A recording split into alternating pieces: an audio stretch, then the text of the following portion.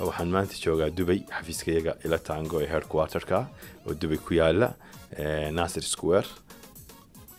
waxa keenay Somaliland iyo Puntland inaan investment geliyo sababtoo ah koonfurta Soomaaliya dagaal ayaa ka jiray saas darteed waqooyiga Somaliland iyo Puntland waa dhul aamin ah aan ka soo jeedo asal ahaan oo aan gobolada Sanaag aan ka mid ahay saasan Puntland oo ahay Somaliland aan labadaba relationship ula leeyahay taasoo keentay inaan labada meelood xoog saaro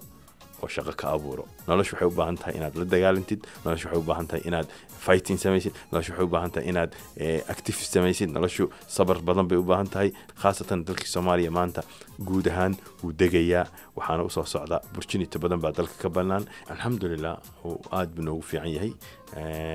waanu ku guuleysanay waayo يعني ربح wanaagsan waan ka sameynaa iminka ila Tango waxa ka shaqeeya Hargeysa ila Tango 45 qof baa ka shaqeeya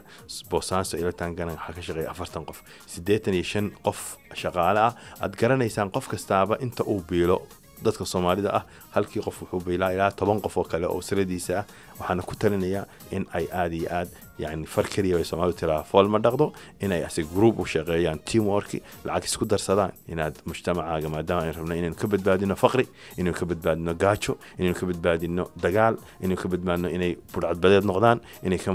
mid noqdaan kuwa dagaalka argagixisada ah waxa soo dhan haddaan rabnaa inaan ka badbaadino inaan shaqo u abuurno dhalinyarada taasna waa mas'uuliyad inagoo dhan inaan wada saaran in dalkeenii hooyo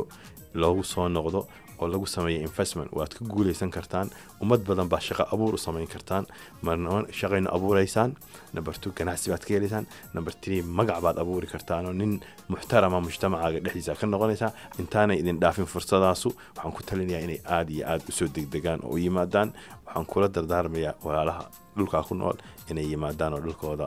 ay ka ganacsadaan waadna ku najixi kartaa